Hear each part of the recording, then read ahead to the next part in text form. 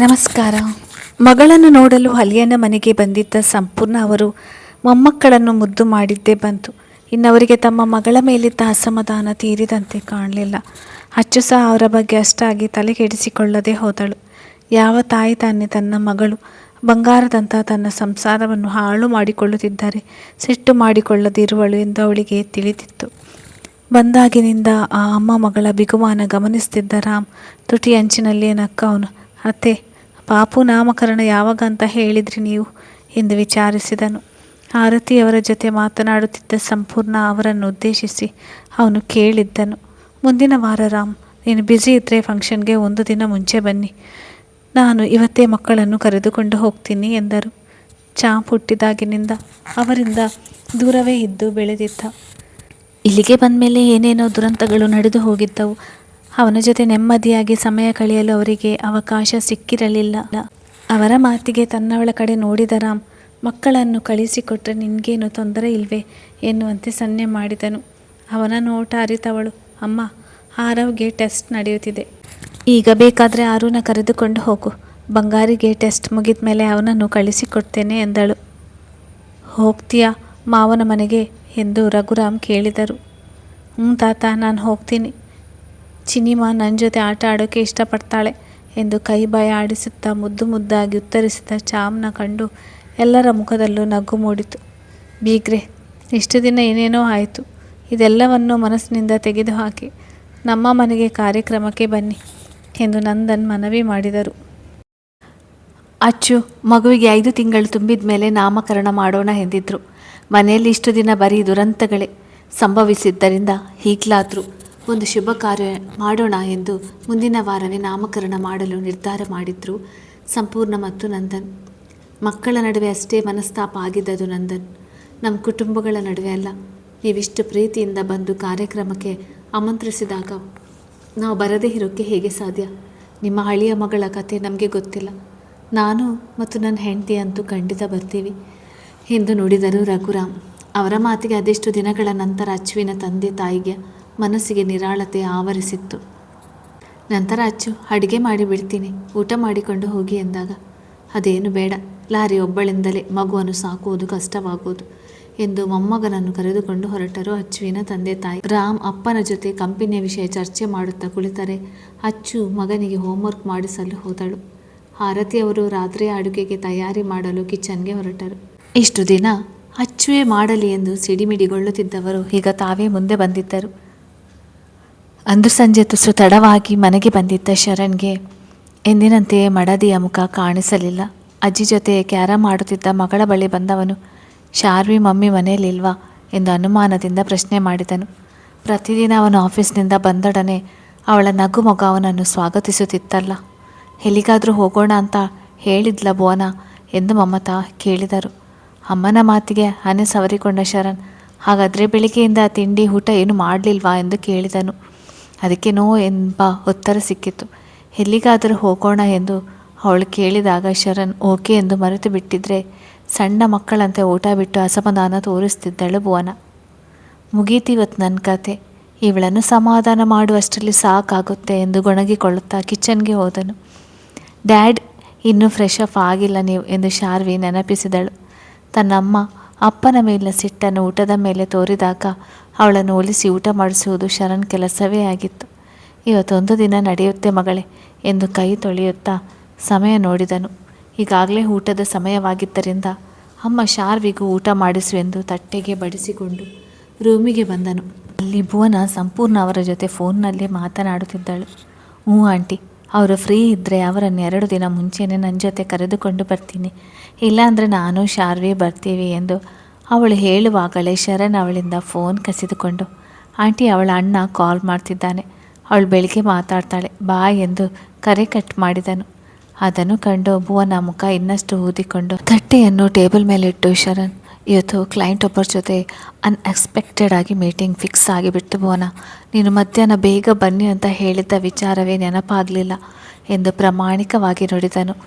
ಅವನು ಕೆಲಸದ ನಡುವೆ ತನ್ನನ್ನು ಮರೆತು ಬಿಡ್ತಾನೆಂದು ತಿಳಿದಿದ್ದ ಭುವನ, ನಾನು ಮತ್ತು ಶಾರ್ವಿ 2 ದಿನ ಅಮ್ಮನ ಮನೆಗೆ ಹೋಗಿ ಬರ್ತೀವಿ ಎಂದು ಮುಖ ತಿರುಗಿಸಿ ಕೈ ಕಟ್ಟಿ ನಿಂತಳು. ತನ್ನವಳಿಗೆ ಎಷ್ಟರ ಮಟ್ಟಿಗೆ ಸಿಟ್ಟು ಬಂದಿದೆ ಎಂದು ಅರ್ಥ ಮಾಡಿಕೊಂಡ ಶರಣ್, ನನ್ನನ್ನು ಎಮೋಷ್ನಲಿ ಬ್ಲ್ಯಾಕ್ ಮೇಲ್ ಮಾಡೋದಕ್ಕೆ ಇವಳಿಗೀಗ ತವರು ಸಿಕ್ಕಿದೆ ಎಂದು ಮನದೊಳಗೆ ಗೊಣಗಿದನು. ಮುಖ ತಿರುಗಿಸಿ ನಿಂತಿದ್ದವಳ ನಡು ಬಳಸಿ ತನ್ನ ಸನಿಹಕ್ಕೆ ಇಳಿದುಕೊಂಡ ಶರಣ್ ಸಾರಿ ಎಂದು ಆನೆಗೆ ಮುತ್ತಿಟ್ಟು ಕ್ಷಮೆ ಕೇಳಿದನು. ಅವಳ ಮುನಿಸು ಅರ್ಧದಷ್ಟು ಮಾಯವಾಗಿತ್ತು. ಆದರೂ ಬಿಗುಮಾನ ಬಿಡದ ಭುವನ, ನಿಮ್ಮ ಸಾರಿ ಯಾರಿಗೆ ಬೇಕು, ಹೋಗಿ. ಕೆಲಸ ಹೊಂದಿದ್ರೆ ನಿಮಗೆ ನಾನು ಒಬ್ಬಳು ಮನೆಯಲ್ಲಿದ್ದೀನಿ ಅನ್ನುವ ನೆನಪೇ ಇರುವುದಿಲ್ಲ ಎಂದು ದೂರಿದಳು. ಅವಳ ಕಣ್ಣುಗಳು ತುಂಬಿ ಬಂದವು. ಭುವನ ಪ್ಲೀಸ್, ಬೇಕು ಅಂತ ಮರೆತಿದ್ದಲ್ಲ, ಕೆಲಸದ ನಡುವೆ ಆಗಾಯಿತು ಎಂದವನಿಂದ ದೂರ ಸರಿಯಲು ಅವಳು ಪ್ರಯತ್ನಿಸಿದಳು. ಶಾರ್ವಿ ಹೊಟ್ಟೆಯಲ್ಲಿದ್ದಾಗ ನೀನಾಗಿ ನೀನೇ ಬಾಯಿ ಬಿಟ್ಟು ಆಫೀಸ್ಗೆ ಹೋಗಿ ಅಂತ ಹೇಳಿದರು. ನಾನು ನಿನ್ನ ಬಿಟ್ಟು ಹೋಗ್ತಿರ್ಲಿಲ್ಲ, ಮರೆತು ಬಿಟ್ಟಿದ್ಯಾ ಎಂದು ಶರಣ್ ಕೇಳಿದನು. ಆಗ ನಿಮಗೆ ನನ್ನ ಮೇಲೆ ಪ್ರೀತಿ ಇತ್ತು, ಹೀಗಿಲ್ಲ ಎಂದು ಮುನಿಸಿನಿಂದ ಅವಳು ಹೇಳಿದಾಗ ಶರಣ್ ನಕ್ಕನು. ಅವನ ಕೊರಳಿಗೆ ಮುಖ ಹೋತು. ಅದಕ್ಕಿಂತ 2 ಪಟ್ಟು ಲವ್ ಜಾಸ್ತಿ ಇದೆ ಈಗ ನಿನ್ನ ಮೇಲೆ. ಬಟ್ ನೀನೇ ಜವಾಬ್ದಾರಿ ಜಾಸ್ತಿ ಆಗ್ತಾ ಸಣ್ಣ ವಿಷಯಕ್ಕೂ ಸಿಟ್ಟು ಮಾಡಿಕೊಳ್ಳೋದು ಜಾಸ್ತಿ ಮಾಡಿದ್ಯಾ ಎಂದು ಕಿವಿ ಮಡಚಿಗೆ ಮುತ್ತಿಟ್ಟನು. ಭುವನ ಕಂಪಿಸಿದ್ದಳು. ಇನ್ನು ಎಷ್ಟು ದಿನ ನನ್ನಿಂದ ಈ ರೀತಿ ದೂರ ಹೊಡ್ತೀಯಾ? ನನಗೂ ನನ್ನ ಮಗಳಿಗೆ ಆಡೋದಕ್ಕೆ ಅಂತ ಟಾಯ್ಸ್ ತಂದು ಕೊಟ್ಟು ಸಾಕಾಗಿದೆ. ನೀನು ಸ್ವಲ್ಪ ಕರುಣೆ ತೋರಿಸಿದರೆ ಅವಳಿಗೆ ಆಟ ಆಡೋದಕ್ಕೆ ತಮ್ಮನೋ ಅಥವಾ ತಂಗಿನೋ ಕೊಡಬಹುದು ಎಂದು ಅವಳನ್ನು ಬಿಗಿಯಾಗಿ ಅಪ್ಪಿದನು. ಶರಣ್ ಎಂದವಳು ತಡೆಯಲು ನೋಡಿದಾಗ ಅವಳ ಹೃದಯ ಬಡಿತ ಮತ್ತು ಉಸಿರಾಟ ಏರುಪೇರಾಗಿತ್ತು. ನಿರಾಸೆಯ ನಿಟ್ಟುಸಿರು ಬಿಟ್ಟ ಶರಣ್ 2 ದಿನ ಆಫೀಸ್ಗೆ ಲೀವ್ ಹಾಕಿ, ನಿನ್ನನ್ನು ನಿಮ್ಮ ಅಣ್ಣನ ಮನೆಗೆ ಕರೆದುಕೊಂಡು ಹೋಗ್ತೀನಿ, ಬಾ ಊಟ ಮಾಡು ಎಂದು ಮುಖ ಸಣ್ಣದು ಮಾಡಿಕೊಂಡು ನುಡಿದನು. ಇದನ್ನು ಕಂಡು ಭುವನ ಕಿಸ್ಕನೆ ನಕ್ಕಳು. ಕಡೆಗೂ ಅವಳ ಮುನಿಸು ಕರಗಿತು ಎಂದವನಿಗೆ ಸಮಾಧಾನವಾಯಿತು. ಭುವನ ದಿಸ್ ಇಸ್ ಟೂ ಮಚ್, ಯಾವಾಗಲೂ ನಿನ್ನ ಮಾತೇ ನಡೆಯುವುದಿಲ್ಲ ಎಂದು ಅನೆ ಸಿಂಡರಿಸಿ ನಡೆಯುತ್ತಿದ್ದವನ ಕೊರಳನ್ನು ಹಪ್ಪಿದಳು ಭುವನ. ಅವನ ತುಟಿಗೆ ಮುತ್ತಿಟ್ಟು, ತುಂಬ ಕೆಟ್ಟ ಹೆಂಡತಿ ಸಿಕ್ಕಿದಾಳೆ ಅಲ್ವಾ ನಿಮಗೆ ಎಂದು ಛೇಡಿಸಿದಳು. ತುಂಬ ಕೆಟ್ಟ ಹೆಂಡತಿ ಸಿಕ್ಕಿದಾಳೆ ಎನ್ನುತ್ತಿದ್ದವನ ಹಣೆಗೆ ಗಾಢವಾಗಿ ಚುಂಬಿಸಿ ಐ ಲವ್ ಯು ಎಂದು ಪುಸಿ ನುಡಿದಳು. ಲವ್ ಯು ಟು ಎಂದವಳನ್ನು ಬಿಗಿಯಾಗಿ ಅಪ್ಪಿದನು ಶರಣ್. ಅವನ ಬದುಕಿನ ಜೀವಾಳ ಅವಳೇ ಅಲ್ವೇ? ಅಂದು ಬೆಳಿಗ್ಗೆ ರಾಮ್ ಆಫೀಸ್ಗೆ ಹೋಗಲು ತಯಾರಾಗುತ್ತಿದ್ದ. ಫಾರಿನ್ ಡೆಲಿಗೇಟ್ಸ್ ಬರುತ್ತಿದ್ದರಿಂದ ಮುರಾರಿ ಅರ್ಧ ಗಂಟೆಯಾದರೂ ನೀವು ಆಫೀಸ್ಗೆ ಬಂದು ಹೋಗಲೇಬೇಕು ಎಂದು ಒತ್ತಾಯಿಸಿದ್ದನು. ಬೆಳಗಿನ ತಿಂಡಿ ರೆಡಿ ಮಾಡಿ ರೂಮಿಗೆ ಬಂದ ಅಚ್ಚು ತನ್ನವನು ತಯಾರಾಗುತ್ತಿರುವುದನ್ನು ಕಂಡು ರಾಮ್ ಎಲ್ಲಿಗೆ ಹೋಗ್ತಿದ್ದೀರಾ ಎಂದು ಕೇಳಿದಳು. ಆಫೀಸ್ಗೆ ಅಚ್ಚು ಎಂದನು ರಾಮ್ ತನ್ನಗೆ.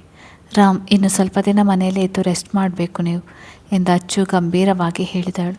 ಹೇರ್ ಸ್ಟೈಲ್ ಮುಗಿಸಿ ಅವಳ ಕಡೆ ಒಮ್ಮೆ ನೋಡಿದ ರಾಮ್, ಮನೆಯಲ್ಲಿದ್ದು 3 ಹೊತ್ತು ರೆಸ್ಟ್ ಮಾಡೋದು ತುಂಬ ಹಿಂಸೆ ಆಗುತ್ತೆ ಅಚ್ಚು ಎನ್ನುತ್ತಾ ಪರ್ಫ್ಯೂಮ್ ಸ್ಪ್ರೇ ಮಾಡಿಕೊಂಡು ಹೊರಡಲು ಮುಂದಾದನು. ಒಡನೆ ಅವನ ಕೈ ಹಿಡಿದು ತಡೆದ ಅಚ್ಚು, ನೀವು ಇನ್ನೂ ಸಂಪೂರ್ಣ ಹುಷಾರಾಗಿಲ್ಲ, ನಿಮ್ಮ ಬೆನ್ನಿಗೆ ಸರ್ಜರಿ ಆಗಿದೆ, ಸೊ ಇನ್ನು ಸ್ವಲ್ಪ ದಿನ ನೀವು ತುಂಬ ಸಮಯ ಒಂದೇ ಕಡೆ ಕುಳಿತು ಕೆಲಸ ಮಾಡುವ ಹಾಗಿಲ್ಲ ರಾಮ್ ಎಂದು ಕಾಳಜಿ ಭರಿತ ದನಿಯಲ್ಲಿ ಹೇಳಿದಳು. ಅವಳ ಕಣ್ಣುಗಳನ್ನೇ ದಿಟ್ಟಿಸಿದ ರಾಮ್, ಒಂದು ವೇಳೆ ನಾನು ಮನೆಯಲ್ಲೇ ಇದ್ದು ರೆಸ್ಟ್ ಮಾಡೋಣ ಅಂದುಕೊಂಡ್ರು ನೀವು ಈಗಲೂ ನನ್ನ ವಿಷಯದಲ್ಲಿ ಅದೇ ನಿರ್ಲಕ್ಷ್ಯ ತೋರಿದರೆ ಮನಸ್ಸಿಗೆ ತುಂಬ ನೋವಾಗುತ್ತೆ ಕಣೋ. ಸೊ ಸ್ವಲ್ಪ ದಿವಸ ಆಫೀಸ್ಗೆ ಹೋಗಿ ಬರ್ತೀನಿ ಎಂದನು ಗಂಭೀರವಾಗಿ. ನಿನ್ನೆ ರಾತ್ರಿ ಮಗನನ್ನು ಮಲಗಿಸಲು ಅವನ ರೂಮಿಗೆ ಹೋದವಳು ಈಗ ರಾಮ್ ಕಣ್ಣ ಮುಂದೆ ನಿಂತಿದ್ದಾಳೆ. ನಿನ್ನೆ ಅಷ್ಟೆಲ್ಲ ಆದಮೇಲೆಯೂ ಅವಳು ತನ್ನ ಕಡೆ ಕೇರ್ಲೆಸ್ ತೋರಿಸಿದರೆ ಅವನ ಮನಸ್ಸಿಗೆ ಬೇಸರವಾಗುವುದು ಸಹಜವೇ. ಮತ್ತೆ ಅವನಿಗೆ ಬೇಸರ ಮಾಡಿದ್ದೇನೆ ಎಂದು ಅರಿತ ಹೆಣ್ಣು ಮೆಲ್ಲಗೆ ಅವನ ಬಳಿ ಬಂದು ಅಪ್ಪಿಕೊಂಡು, ಸಾರಿ ಬಂಗಾರಿ, ಇವತ್ತೊಂದಿನ ನೀವು ನನ್ನ ಜೊತೆಯಲ್ಲೇ ಮಲಗಬೇಕು ಅಂತ ರಿಕ್ವೆಸ್ಟ್ ಮಾಡಿಕೊಂಡ. ಅವನು ಅಷ್ಟೊಂದು ಕೇಳಿಕೊಂಡ್ಮೇಲೆ ನೋ ಅಂದರೆ ಬೇಸರ ಆಗ್ಬೋದು ಅಂತ ಅಲ್ಲೇ ಮಲಗಿದೆ. ಸ್ವಲ್ಪ ದಿನದಿಂದ ಅವನ ರೂಮಿನಲ್ಲೇ ಮಲಗುತ್ತಿದ್ದೆ ಅಲ್ವಾ ರಾಮ್ ಎಂದು ಪಿಸುಗುಟ್ಟಿದಳು. ಬೆಳಿಗ್ಗೆ ಆದರೂ ಒಂದು ಹೆಜ್ಜೆ ಬಂದು ಗುಡ್ ಮಾರ್ನಿಂಗ್ ಹೇಳಿ ಹೋಗ್ಬೋದಿತ್ತಲ್ಲ ಅಚ್ಚು ಎಂದು ಕೇಳಿದನು ರಾಮ್. ಇಬ್ಬರ ಕಡೆಯಿಂದಲೂ ಅಳಸಿದ ಸಂಬಂಧವನ್ನು ಸುಧಾರಿಸುವ ಪ್ರಯತ್ನ ನಡೆಯಬೇಕಾಗಿತ್ತು. ಸಾರಿ ಬಂಗಾರಿಗೆ ಮತ್ತೊಂದು ಸಲ ಟೆಸ್ಟ್ ಪ್ರಿಪೇರ್ ಮಾಡ್ತಾ ಇಲ್ಲಿಗೆ ಬರೋದು ಮರೆತುಬಿಟ್ಟೆ ಎಂದವಳ ಮಾತು ಕೇಳಿ ಅವನಿಗೆ ಬೇಸರವಾಯಿತು. ಮನಸ್ಸಿನಲ್ಲಿ ಪ್ರೀತಿ ಇದ್ದರೆ ಎಷ್ಟೇ ಕೆಲಸವಿದ್ದರೂ ಪ್ರಿಯತಮನನ್ನು ಗಮನಿಸಿಕೊಳ್ಳುವ ಕಣ್ಣು ಇರುತ್ತದೆ. ಅದರ ಅಚ್ಚರಿ ಇನ್ನು ಮುಕ್ತವಾಗಿ ಬೆರೆಯುತ್ತಿರಲಿಲ್ಲ. ನೆಪಗಳು ನಮ್ಮ ಪ್ರಶ್ನೆಗೆ ಉತ್ತರ ಆಗಿರುತ್ತೆ ಅಷ್ಟೇ ಅಚ್ಚರಿ, ಅದು ನಮ್ಮವರ ಮನಸ್ಸಿನ ಬೇಸರಕ್ಕೆ ಮದ್ದಲ್ಲ ಎಂದು ಗಂಭೀರವಾಗಿ ನುಡಿದವನು ಹೊರಟು ಬಿಟ್ಟನು. ಅಚ್ಚು ಹೋದವನನ್ನೇ ನೋಡುತ್ತಾ ನಿಂತವಳು. ಅವಳ ಕಣ್ಣಿನಿಂದ ಹನಿಗಳು ಹುರುಳಿದವು. ಮಧ್ಯಾಹ್ನದವರೆಗೂ ಅವನಿಗಾಗಿ ಕಾದು ನೋಡಿದಳು ಅಚ್ಚು. ಅವನು ಬಾರದೆ ಹೋದಾಗ ಕಾಲ್ ಮಾಡಿದರೆ ರಾಮ್ ಅವಳ ಕರೆಯನ್ನು ಸ್ವೀಕರಿಸದೆ ಅವಳಿಗೆ ಮತ್ತಷ್ಟು ಸಿಟ್ಟು ಬರುವಂತೆ ಮಾಡಿದನು. ರಾತ್ರಿ 8 ಗಂಟೆಯಾದರೂ ಮಡದಿ ಮನೆಗೆ ಬಾರದನ್ನು ಕಂಡು ರಾಮ್ಗೆ ಚಡಪಡಿಕೆ ಶುರುವಾಯಿತು. ಅಚ್ಚು ಅಮ್ಮನ ಮನೆಗೆ ಹೋಗಿ ಬರುವುದಾಗಿ ಆರತಿಯವರಿಗೆ ಹೇಳಿ ಹೋಗಿದ್ದಳು. ಬೆಳಿಗ್ಗೆ ತಾನು ಮಾಡಿದ ನಿರ್ಲಕ್ಷ್ಯಕ್ಕೆ ಸಿಟ್ಟು ಮಾಡಿಕೊಂಡು ಅವಳು ತವರಿನಲ್ಲೇ ಉಳಿದು ಬಿಟ್ಟಳೆ ಎಂಬ ಅನುಮಾನ ರಾಮ್ಗೆ ಬಂತು. ಕಾರಿನ ಕೀ ಹಿಡಿದು ಪಾರ್ಕಿಂಗ್ ಕಡೆ ಹೊರಡುವಾಗ ಅವನ ಫೋನ್ ರಿಂಗ್ ಆಯಿತು. ಅಚ್ಚರಿಯ ನಂಬರ್ನಿಂದಲೇ ಕಾಲ್ ಬರುತ್ತಿರುವುದನ್ನು ಕಂಡು ಹಲೋ ಅಚ್ಚು, ಎಲ್ಲಿದ್ದೀರಾ ಎಂದು ಅವಸರದಲ್ಲಿ ಕೇಳಿದಳು. ಹಲೋ, ಲೈಟ್ ಕ್ಲಬ್ನಲ್ಲಿದ್ದೀನಿ ರಾಮ್ ಎಂದು ತೊದಳಿದಳು ಅಚ್ಚು. ಅವಳ ದನಿ ಕೇಳಿದ ರಾಮ್ಗೆ ತಕ್ಷಣವೇ ಅನುಮಾನವಾಯಿತು, ತನ್ನವಳು ಕುಡಿದು ಫುಲ್ ಹ್ಯಾಂಗ್ ಓವರ್ ಆಗಿದ್ದಾಳೆ ಎಂದು. ಅಚ್ಚು ಸರಿಯಾಗಿ ಹೇಳಿ ಎಲ್ಲಿದ್ದೀರಾ ಎಂದವನಿಗೆ ಅಚ್ಚು ಉತ್ತರಿಸಿದಳು.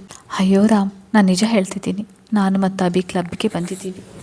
ಏಷ್, ನನ್ನ ಹೆಸರು ಯಾಕೆ ಹೇಳ್ತಿದ್ಯಾ ಎಂದು ಪಿಸುದನಿಯಲ್ಲಿ ತಡವರಿಸುತ್ತಾ ಅಭಿ ತನ್ನ ತಂಗಿಯನ್ನು ಗದರುತ್ತಿರುವುದು ರಾಮ್ಗೆ ಕೇಳಿಸಿತು. ಅಭಿ ಮತ್ತೆ ತನ್ನ ತಂಗಿಯನ್ನು ಯಾವುದೋ ಪಬ್ಬಿಗೆ ಕರೆದೊಯ್ದಿದ್ದಾನೆ ಎಂದು ರಾಮ್ಗೆ ಖಾತ್ರಿಯಾಯಿತು. ಯಾಕೆ ನನ್ನ ಬೈತ್ಯ? ನಿಮ್ಮ ಭಾವ ಮನೆಗೆ ಹೋದ್ಮೇಲೆ ನನ್ನ ಬೈಯಲಿ ಅಂದಲ್ವಾ ಎಂದು ಅಣ್ಣನನ್ನೇ ಗುರಾಯಿಸಿದಳು ಅಚ್ಚು. ಅಚ್ಚು ಈಗ ಭಾವನಿಗೆ ಯಾಕೆ ಕಾಲ್ ಮಾಡಿದೆ? ಕಾಲ್ ಕಟ್ ಮಾಡು ಎಂದು ಅಭಿ ಕುಡಿದ ನಶೆಯಲ್ಲಿ ಮನವಿ ಮಾಡಿದನು. ಮದುವೆಗೆ ಮುಂಚೆ ಅಪ್ಪ ಅಮ್ಮನ ಕೈಯಲ್ಲಿ ಅವಳನ್ನು ಹೀಗೆ ಕರೆದುಕೊಂಡು ಹೋಗಿ ಬಯಸಿಕೊಳ್ಳುತ್ತಿದ್ದನು. ಈಗ ಗಂಡನ ಕೈಯಲ್ಲಿ ಬಯಸಿಕೊಳ್ಳುವ ಭಯ ಅವನಿಗೆ. ಸುಮ್ಮನೆ ಇರು, ಅವರಿಗೆ ನನ್ನ ಮನಸ್ಸಿನಲ್ಲಿರುವ ನೋವನ್ನು ಹೇಳಬೇಕು ಅಂತಾನೆ ಕಾಲ್ ಮಾಡಿದ್ದು ನಾನು ಎಂದು ಅಚ್ಚು ಜೋರು ಮಾಡಿದಳು. ಆ ಇಬ್ಬರು ಅಣ್ಣ ತಂಗಿಯ ಸಂಭಾಷಣೆ ಕೇಳುತ್ತಿದ್ದ ರಾಮ್ ತಲೆ ಚಚ್ಚಿಕೊಂಡನು. ಅಭಿ, ಎಲ್ಲಿದ್ದೀರಾ ನೀವು ಎಂದು ರಾಮ್ ಬಿಗು ದನಿಯಲ್ಲಿ ಪ್ರಶ್ನೆ ಮಾಡಿದಾಗ ಅಭಿಗೆ ಗಂಟಲು ಒಣಗಿದಂತಾಯಿತು. ಆದರೆ ಅಚ್ಚು ಬಿಡಬೇಕಲ್ವಾ ರಾಮ್, ಅವನ ಹೆಸರು ಮರೆತು ಬಿಟ್ಟಿದ್ದಾನೆ. ಬಟ್ ನನ್ನ IQ ಲೆವೆಲ್ ನಿಮಗೆ ಗೊತ್ತಲ್ವಾ ಎಂದು ಹೆಮ್ಮೆಯಿಂದ ನುಡಿದಳು. ಸರಿ, ಎಲ್ಲಿದ್ದೀರಾ ನೀವಿಬ್ಬರು ಎಂದು ರಾಮ್ ಕೇಳಿದಾಗ ಹೈ ಅಲ್ಟ್ರಾ ಲೌಂಜ್ನಲ್ಲಿದ್ದೀವಿ, ನೀವು ಬಂದು ನಮ್ಮ ಜೊತೆ ಜಾಯ್ನ್ ಆಗ್ತೀರಾ ಎಂದು ಕಣ್ಣರಳಿಸಿ ಕೇಳಿದಳು ಮಡದಿ. ರಾಮ್ ಕೆಂಡಮಂಡಲನಾಗಿ, ಅಚ್ಚರಿ, ನಾನು ಬರೋವರೆಗೂ ಅಲ್ಲಿಂದ ಒಂದು ಹೆಜ್ಜೆಯೂ ಕದಲೂ ಆಗಿಲ್ಲ. ಒಂದು ವೇಳೆ ನನ್ನ ಮಾತು ಮೀರಿ ಪಕ್ಕಕ್ಕೆ ಕದಲಿದರೆ ನಿಮ್ಮಿಬ್ಬರ ಕಾಲು ಮುರಿದು ಬಿಡ್ತೀನಿ ಎಂದು ಎಚ್ಚರಿಕೆ ಕೊಟ್ಟು ಫೋನ್ ಕಟ್ ಮಾಡಿದನು.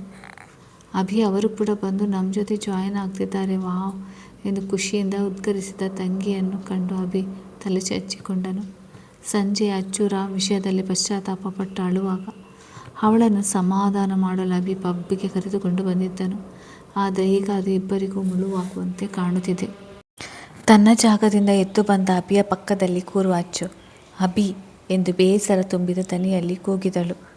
ಏನೇ ನಿನ್ನದು ಎಂದು ಅಸಮಾಧಾನದಿಂದ ಕೇಳಿದನು ಅಭಿ. ರಾಮ್ ಕಾಲ್ ಮಾಡಿ ಎಷ್ಟೊತ್ತಾದರೂ ಯಾಕೆ ಬರಲಿಲ್ಲ ಎಂದು ಮೂತಿಯೊಬ್ಬಿಸಿ ಪ್ರಶ್ನೆ ಮಾಡಿದಳು. ಇನ್ನೂ ಕಾಲ್ ಮಾಡಿ ಅರ್ಧ ಗಂಟೆ ಕಳೆಯಲಿಲ್ಲ. ಆಗಲೇ ದಿನ ಪೂರ್ತಿ ಅವನಿಗಾಗಿ ಕಾದು ಕುಳಿತಂತೆ ಅವಳ ವರ್ತನೆ ಇತ್ತು. ಅಚ್ಚರಿ, ಇನ್ನೇನು ಬಂದು ಬಿಡ್ತಾರೆ, ಸುಮ್ಮನೆ ಇರು ಎಂದವನಿಗೆ ಒಳಗೊಳಗೆ ಭಯ ಶುರುವಾಗಿತ್ತು. ಈಗ ರಾಮ್ ಬಂದು ತನಗೆ ಯಾವ ರೀತಿ ಕ್ಲಾಸ್ ತೆಗೆದುಕೊಳ್ಳುವನು ಎಂದು ನೆನೆದು ಅವನು ಕಂಗಾಲಾಗಿದ್ದನು. ನಿಂಗೆ ಯಾರದ್ದು ಭಯ ಇಲ್ಲ, ಅದಕ್ಕೆ ಇಷ್ಟೊಂದು ಧೈರ್ಯ. ಆದರೆ ನನಗೆ ಅತ್ತೆ ಮಾವನ ಭಯ ಕಣು. ನಾನು ಮನೆಗೆ ಹೋಗೋದು ಲೇಟ್ ಮಾಡಿದರೆ ಬೈತಾರೆ ಗೊತ್ತಾ ನಿಂಗೆ ಎಂದು ಅಳು ಮೊಗ ಮಾಡಿ ನುಡಿದಳು. ಅಪ್ಪ ಮಾವ ಗಂಡನಿಗೆ ತುಂಬ ಹೆದರಿ ಬಿಡುವಂತೆ. ಅವಳು ಗಂಡ ಮನೆಯವರಿಗೆ ಎಷ್ಟರ ಮಟ್ಟಿಗೆ ಭಯ ಪಡುವಳೆಂಬ ಐಡಿಯಾ ಇದ್ದ ಅಭಿ, ಅಮ್ಮ ತಾಯಿ ಸ್ವಲ್ಪ ತೆಪ್ಪಗೆ ಕೂತ್ಕೋ, ನಿನ್ನ ಗಂಡ ಬರುವವರೆಗೂ ಏನೇನೋ ಮಾತಾಡಿ ನನಗೆ ಸಿಟ್ಟು ಬರಿಸಬೇಡ ಎಂದು ರೇಗಿದನು. ತಾನೀಗ ಮನೆಗೆ ಹೋದ್ಮೇಲೆ ಅಪ್ಪ ಅಮ್ಮನ ಜೊತೆ ಮಡದಿ ಸಹ ಸೇರಿಕೊಂಡು ತನ್ನನ್ನು ಮನೆಯಿಂದ ಆಚೆ ದಬ್ಬದೆ ಹೋದರೆ ಸಾಕು ಎಂಬ ಟೆನ್ಷನ್ನಲ್ಲಿ ಅವನಿದ್ದನು. ಯಾಕೋ ಬೈತೀಯಾ, ಇರು, ನಿಮ್ಮ ಭಾವ ಬರಲಿ, ನಿನಗೆ ಮಾಡ್ತೀನಿ ಎಂದು ಬೆರಳು ತೋರಿಸಿ ವಾರ್ನ್ ಮಾಡಿದ್ದನ್ನು ಕಂಡು ಅಭಿ ತಲೆ ಚಚ್ಚಿಕೊಂಡನು. ಅವಳನ್ನು ಅಲ್ಲೇ ಬಿಟ್ಟು ಹೊರಟು ಬಿಡಬೇಕು ಎನಿಸ್ತಿತ್ತು ಅವನಿಗೆ. ರಾಮ್ ಅವಳ ಜೊತೆ ಸಿಟ್ಟಿನಲ್ಲಿ ಮಾತನಾಡಿದ್ದನ್ನು ಕೇಳಿಸಿಕೊಂಡಿದ್ದಾನಲ್ಲ, ಹಾಗಾಗಿ ತೀರದ ಹೆದರಿಕೆ ಅಭಿಯನ್ನು ಆವರಿಸಿತ್ತು. ಅವಳನ್ನು ತಾನು ಇಲ್ಲಿಗೆ ಕರೆದುಕೊಂಡು ಬಂದಿದ್ದೀನಿ ಎಂದು ತನ್ನ ಕೆನ್ನೆಗೆ ಚಾಟಿ ಏಟು ಬೀಳದಿದ್ದರೆ ಸಾಕು ಭಗವಂತ ಎಂದು ಮನಸ್ಸಿನಲ್ಲೇ ಬೇಡಿಕೊಳ್ಳುತ್ತಾ ಕುಳಿತಿದ್ದಾಗ ಅಭಿ ಎಂದು ರಾಗ ಹಾಕಿದ ತಂಗಿ ಕಡೆ ಕಣ್ಣು ಕೆಂಪು ಮಾಡಿ ದುರುಗಟ್ಟಿ ನೋಡಿದ ಅಭಿ. ಏನೇ ನಿನ್ನ ರೋದನೆ ಎಂದು ಸಿಡುಕಿದನು. ಅದನ್ನು ಕಂಡು ಮುಖ ಊದಿಸಿ ಕಣ್ಣು ತುಂಬಿಕೊಂಡ ಅಚ್ಚು, ನಾನು ಬರೋಲ್ಲ ಅಂದರೂ ಕರೆದುಕೊಂಡು ಬಂದು ಈಗ ಹುಚ್ಚು ಹಿಡಿದ ನಾಯಿ ಥರ ಆಡ್ತಿದ್ಯಾ ಎಂದು ಅಳಲು ಶುರು ಮಾಡಿದಳು.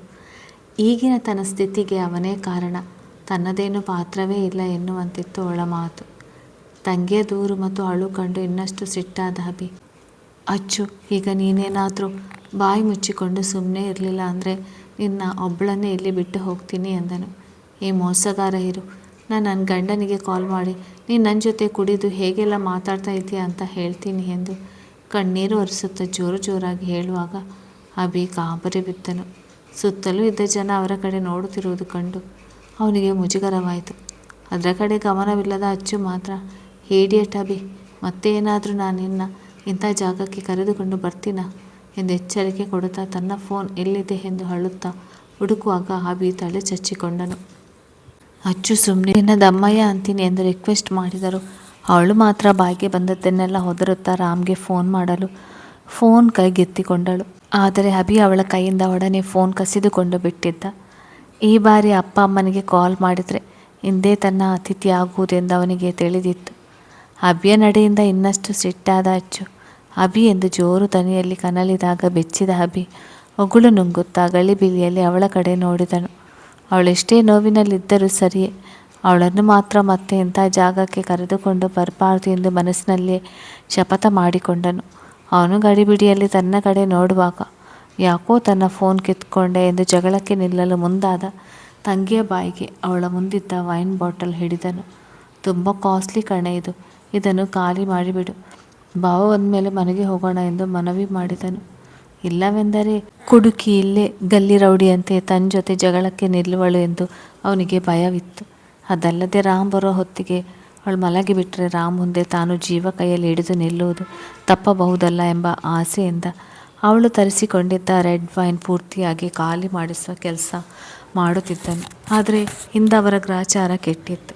ಅದೇ ಸಮಯಕ್ಕೆ ರಾಮ್ ಅಲ್ಲಿಗೆ ಬಂದು ಬಿಟ್ಟಿದ್ದ. ಅಭಿ ತಾನೇ ತನ್ನ ಕೈಯಾರೆ ತಂಗಿಗೆ ವೈನ್ ಕುಡಿಸ್ತಿರುವುದನ್ನು ಕಂಡು ಅವನ ಮೈಯೆಲ್ಲ ಹುರಿದು ಹೋಯಿತು.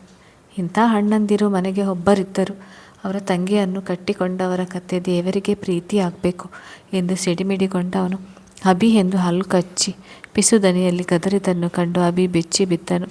ಸಿಟ್ಟಿನಲ್ಲಿ ತನ್ನನ್ನು ಕೆಕ್ಕರಿಸಿ ನೋಡುತ್ತಿದ್ದ ರಾಮನ್ನು ಕಂಡು ಬಾವ ಎಂದು ತಡವರಿಸಿದವನಿಗೆ ಗಂಟಲಿನಲ್ಲಿ ಸ್ವರ ಸಿಕ್ಕಿಬಿದ್ದಂತಾಯಿತು. ಏನು ಮಾಡ್ತಿದ್ಯಾ ಅನ್ನುವ ಸೆನ್ಸ್ ಇದೆಯಾ ಅಭಿ ನಿಂಗೆ? ನಾನು ನನ್ನ ತಮ್ಮನನ್ನು ಈ ರೀತಿ ಪಬ್ ಕ್ಲಬ್ ಅಂತ ಕರೆದುಕೊಂಡು ಸುತ್ತುವುದಿಲ್ಲ. ಅಂಥದ್ರಲ್ಲಿ ನೀನು ನಿನ್ನ ತಂಗಿಯನ್ನು ಕರೆದುಕೊಂಡು ಈ ರೀತಿ ಕ್ಲಬ್ಗೆ ಬಂದು ಮುದ್ದು ಮಾಡಿ ವೈನ್ ಕುಡಿಸ್ತಾ ಇದೆಯಾ?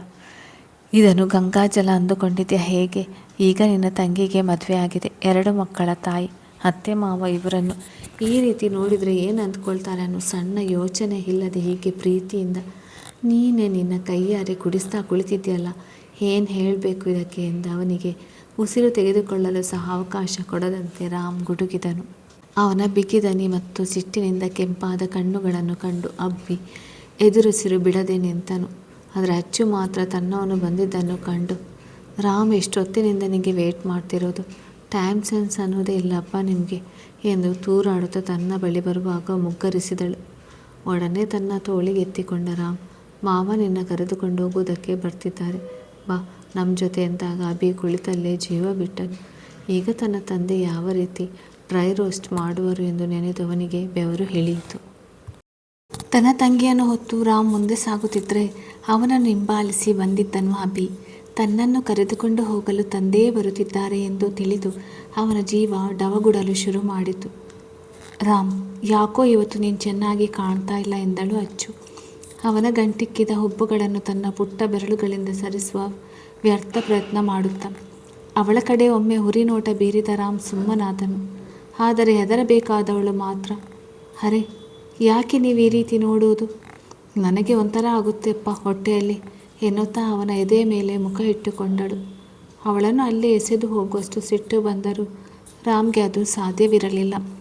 ಎಷ್ಟೇ ಆದರೂ ಅವಳು ಅವನ ಪ್ರೀತಿಯ ಮುದ್ದಲ್ಲವೇ? 4 ವರ್ಷಗಳಿಂದ ಅವಳು ಕೊಟ್ಟ ಎಲ್ಲ ಹಿಂಸೆಯನ್ನು ಸಹಿಸಿಕೊಂಡವನಿಗೆ ಹೀಗಿದು ದೊಡ್ಡದೇನಲ್ಲ ಎನಿಸಿತು. ಅವಳನ್ನು ಕಾರಿನಲ್ಲಿ ಕೂರಿಸಿದ ರಾಮ್ ಅಸಮಾಧಾನದಿಂದ ರೇಗಿದನು. ನಾಚಿಕೆ ಆಗೋದಿಲ್ವಾ ನಿಮಗೆ? ಈ ರೀತಿ ನೈಟ್ ಕ್ಲಬ್ಗೆ ಬಂದು ಇಷ್ಟೊಂದು ಕುಡ್ದಿದ್ದೀರಾ? ಅಯ್ಯೋ ರಾಮ್, ನನಗೆ ಗೊತ್ತು ಇಂಥ ಜಾಗಕ್ಕೆ ಬಂದರೆ ನಿಮಗೆ ಇಷ್ಟ ಆಗೋದಿಲ್ಲ ಅಂತ. ಅದು ಗೊತ್ತಿದ್ದು ನಾನು ಬರ್ತೀನ. ಆದರೆ ಈ ಅಭಿ ಇದ್ದಾನಲ್ಲ, ನಾನು ಬೇಡ ಅಂದರೂ ಕೇಳಿಲ್ಲ. 2 ಸಿಪ್ ಕುಡಿದು ಬಿಡು, ನಿನ್ನ ಮನಸ್ಸು ಹಗುರ ಮಾಡುತ್ತೆ.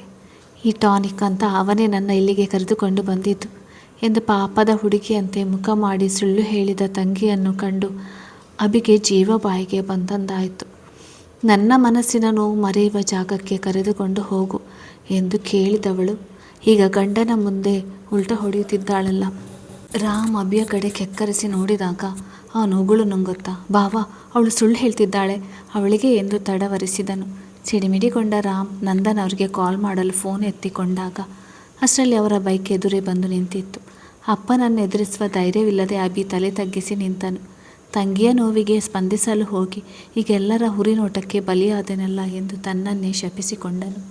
ಮಾವ ಅವನನ್ನು ಕರೆದುಕೊಂಡು ಹೋಗಿ ಎಂದ ರಾಮ್ ಕಾರಿನಿಂದ ಇಳಿಯಲು ಮುಂದಾದ ಅಚ್ಚರಿಯನ್ನು ತಡೆದು ಡೋರ್ ಲಾಕ್ ಮಾಡಿ ಅಲ್ಲೇ ಕುಳಿತುಕೊಳ್ಳಿ ಎಂದು ಕಣ್ಣಿನಲ್ಲೇ ಗದರಿಸಿದನು. ಅಪ್ಪ ಬಂದಿದ್ದಾರೆ ಕಣ್ರಿ ಎಂದ ಅಚ್ಚು ಅಳು ದನಿಯಲ್ಲಿ ಹೇಳುತ್ತಾ ಅಪ್ಪನ ಕಡೆ ಪಿಳಿ ನೋಡಿದಳು.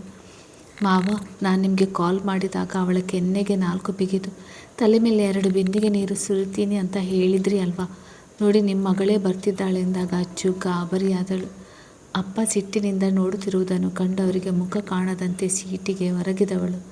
ರಾಮ್, ಲೆಟ್ಸ್ ಗೋ ಹೋಮ್ ಎಂದು ಬಿಸು ದನಿಯಲ್ಲಿ ಬೇಡಿಕೊಂಡಳು. ಮಾವ, ಅವನ ಹುಷಾರಾಗಿ ಕರೆದುಕೊಂಡು ಹೋಗಿ, ನಾನು ಬೆಳಿಗ್ಗೆ ಕಾಲ್ ಮಾಡ್ತೀನಿ ಎಂದು ರಾಮ್ ಹೇಳಿದಾಗ ನಂದನ್ ಸರಿ ಎಂದು ತಲೆಯಾಡಿಸಿ ಮಗನ ಕಡೆ ನೋಡಿದರು. ಅಭಿ ತಲೆ ಎತ್ತದೆ ಸುಮ್ಮನೆ ನಿಂತಿದ್ದನು. ಮನೆಗೆ ಹೋಗುವ ದಾರಿಯಲ್ಲಿ 5 ನಿಮಿಷವಾದರೂ ರಾಮ್ ಮಾತನಾಡದೆ ಗಂಭೀರವಾಗಿ ಕಾರ್ ಡ್ರೈವ್ ಮಾಡುತ್ತಿದ್ದನು. ರಾಮ್, ಸಿಟ್ಟು ಮಾಡಿಕೊಂಡಿದ್ದೀರಾ ನನ್ನ ಮೇಲೆ ಎಂದು ಅಚ್ಚು ಕಣ್ಣು ಕಿರಿದಾಗಿಸಿ ಕೇಳಿದಳು. ರಾಮ್ ಏನೂ ಮಾತನಾಡಲಿಲ್ಲ. ರಾಮ್, ನೀವು ಮತ್ತೆ ಈ ರೀತಿ ಸೈಲೆಂಟ್ ಆಗಿದ್ದರೆ ನಾನು ಮತ್ತೆ ಪಬ್ಗೆ ಹೋಗ್ತೀನಿ ಅಷ್ಟೇ ಎಂದು ಹೆದರಿಸಿದಳು. ಅಚ್ಚು ತಕ್ಷಣ ಕಾರ್ ಬ್ರೇಕ್ ಹಾಕಿದ ರಾಮ್. ಸರಿ, ಇಳಿದು ಹೋಗಿ, ನಿಮ್ಮ ಅಪ್ಪ ಇನ್ನೂ ಅಲ್ಲೇ ಇರ್ಬೋದು ಎಂದು ಗಂಭೀರವಾಗಿ ನೋಡಿದನು.